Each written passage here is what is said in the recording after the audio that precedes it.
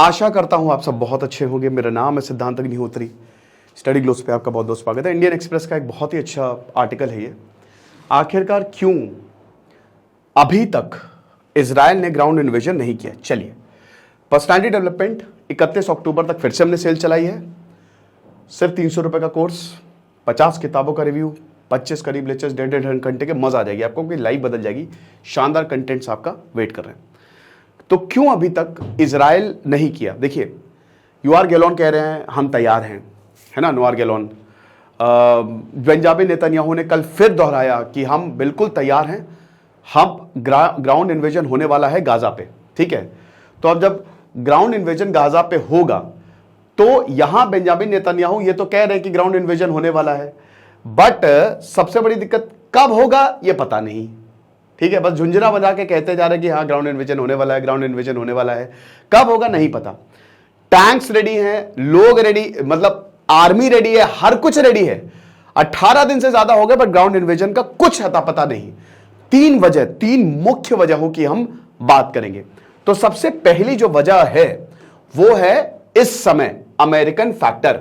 देखिए, American factor क्या है। American factor is basically, America अभी टाइम मांग रहा है। अमेरिका ने इजराइल को रोक के रखा है कि बेटा देखो अभी हमला मत करो, हो सकता है बिना हमले के ही स्थिति सुधर जाए। देखिए, अभी कतर मीडिएशन, अभी मैंने कतर पे एक लेक्चर लिया था। Qatar is doing mediatory talks. 4 hostages already release हो चुके हैं। ज्यादा से ज्यादा होस्टेजेस को अमेरिका रिलीज करना चाह रहा है। तो अमेरिका चाह रहा है कि पूरी तरीके से होस्टेजेस हम रिलीज करवा लें, फिर हमास को मार दो। लेकिन वही तो बात है, हमास पागल है, क्यों छोड़ेगा वो। तो हो सकता है वॉर की सिचुएशन ही ना बने, तुम भी खुश हम भी खुश, अपन तो वैसे ही खुश। दूसरा फैक्टर ये है कि अमेरिका अभी अपने डिफेंस सिस्टम भी तैयार कर रहा है।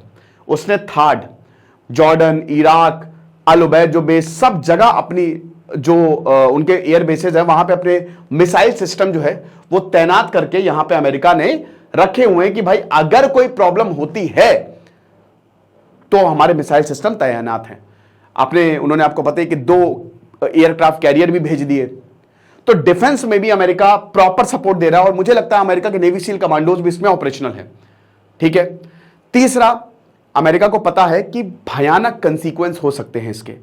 सिविलियंस है वहां पे, और जिस तरीके से इजराइल ने बम बरसाए हैं, सिविलियंस की जाने गई है। यूनाइटेड नेशंस, ये पूरा पलड़ा उल्टा पड़ गया है, ये पूरा इजराइल के ऊपर आ गया है। तो इसीलिए अमेरिका ने बड़े भाई की तरह बोला कि बेटा रुक जाओ, सिविलियंस को नुकसान नहीं पहुंचाना। खुद जो बाइडेन ने बोला है कि भैया गाजा के सिविलियंस को हम नहीं चाहते कि कुछ हो, वो ह्यूमैनिटेरियन का क्राइसिस हो जाएगी बहुत बड़ी। तो जितना ज्यादा हो सके आप सिविलियंस को टाइम दो, सिविलियंस को टाइम दो, ताकि वो साउथ में चले जाएं। क्योंकि यूनाइटेड नेशंस की कई फैसिलिटीज पे, हॉस्पिटल्स पे हमला हुआ है, बच्चे मारे गए हैं कितने सारे, 7000 से करीब, बहुत ज्यादा आंकड़ा ये पहुंच चुका है। तो एक तो अमेरिका फैक्टर। दूसरा है भाई टनल्स, ये जो 500 किलोमीटर से ऊपर की टनल है ये बहुत मुश्किल होने वाली है इजराइल के लिए। देखिए, यहां पे एक एक्सपर्ट बताते हैं कि ये जो टनल सिस्टम है ना, इन्हीं में ही होस्टेजेस हैं। अभी एक होस्टेज जो रिलीज हुई तो उसने बताया था कि मैं टनल में ही थी, और ये टनल ये एकदम स्पाइडर वेब की तरह है। कहां है नहीं पता। अब अगर मान लो कि यहां पे यूनिट 269 जो इनकी सबसे बढ़िया यूनिट है, ठीक है, यहां पे जाती है लड़ने, तो हो सकता है होस्टेजेस को ह्यूमन शील्ड बनाया जाए। मेन तो यही है कि ना होस्टेजेस छुड़ा के लेके आए, तो होस्टेजेस को ह्यूमन शील्ड बना के वो यूज करें, होस्टेजेस की जान जा सकती है। एयर स्ट्राइक्स आप बहुत ज्यादा नहीं कर सकते, होस्टेजेस मारे जा सकते हैं। और हमास तो बोल ही रहा है कि 20 से ज्यादा होस्टेज यहां पे बमबारी में मारे गए हैं। तो यहां पे एक तो टनल सिस्टम फंस सकती है। देखिए, एक एक्सपर्ट का यह भी कहना है कि भाई 1990s के बाद से इजराइल डिफेंस फोर्सेस ने ऐसा कोई बहुत बड़ा ऑपरेशन नहीं किया है ग्राउंड पे। तो यह कितना सक्सेसफुल होगा यह भी डाउट में है, क्योंकि यहां पे हमास का अपर हैंड है टनल सिस्टम में, उनको पता है। और वो हमास जो है, जब से हमास बना है तब से वो इस चीज के लिए वेट कर रहा है। आपको क्या लगता है? हमास ने सब कुछ कैलकुलेट किया है, हमास ने प्रॉपर कैलकुलेशन किया हुआ है यहां पे, समझ रहे हो कि कब किसको मारना है, कैसे होगा। वो इसीलिए इतना बड़ा अगर उसने हमला किया है तो पागल नहीं है वो, दिमाग सोच के बैठा था कि हम मरेंगे, और हम तो मरेंगे बेटा, तुमको भी ले डूबेंगे। हम तो मरेंगे सनम, तुमको भी ले डूबेंगे, यही हिसाब किताब है। तुम ग्राउंड इन्वेजन करोगे, हमारे पास उसका भी प्लान रेडी है। तो जैसे वियतनाम में अमेरिका को हार झेलनी पड़ी थी, वो जीता नहीं था अमेरिका युद्ध, बट 20 साल के बाद कुछ हासिल नहीं होता, भागा था उल्टे पांव। अफगानिस्तान में भी सेम। क्यों?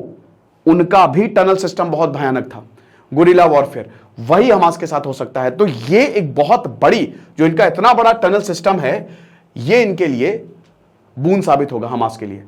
तो ये भी एनालाइज कर रहे हैं इजराइल की, भाई देख ले, समझ ले, परख ले। तीसरा and the most important, two front war. देखिए, इजराइल नो डाउट बहुत तगड़ा है, इनके टैंक्स वैंक्स रेडी हैं, बट हमको ये नहीं, हमको 3.5 लाख सैनिकों को इन्होंने बुलाया है, बट ये जो 3.5 लाख सैनिक है ना, इसमें ज्यादातर रिजर्विस्ट हैं। देखिए, इजराइल में एक रूल है कि आपको कम से कम 2.5 साल, जैसे अग्निवीर में आपको 4.5 साल का, वहां पे आपको 2.5 साल अपनी मिलिट्री में देने हैं। तो वहां पे बहुत ज्यादा एक्सपर्ट नहीं है, एक्सपर्ट्स है बट वो कम है। अब ये आंकड़ा पूरा तो हमको नहीं पता कि इसमें कितने रिजर्विस्ट हैं या कितने स्पेशलिस्ट, लेकिन ये मान के चलिए कि मोस्ट ऑफ देम रिजर्विस्ट हैं। इन सबको बुलाया गया है। अब जो ऑपरेशन होगा उसकी मेन कमान किसको होगी? उसकी मेन कमान होगी एक्सपर्ट्स को।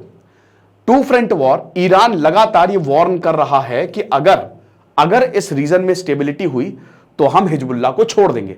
और अगर हिजबुल्लाह की बात करें तो हिजबुल्लाह भी कहता है कि भाई जब वक्त सही होगा तो हम वॉर करेंगे।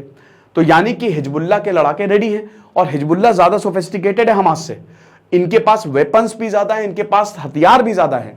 तो एक तरीके से इजराइल अभी परख रहा है कि ऐसा ना हो कहीं कि टू फ्रंट वॉर हो जाए, जिसकी वजह से आधे रिसोर्सेज हमारे वहां चले जाएंगे और हमको फिर और बड़ी प्रॉब्लम का, क्योंकि देखिए ये सारे देश बोल रहे हैं कि ये पूरे रीजन को डिस्टेबलाइज कर देगा अगर ऐसा होता है।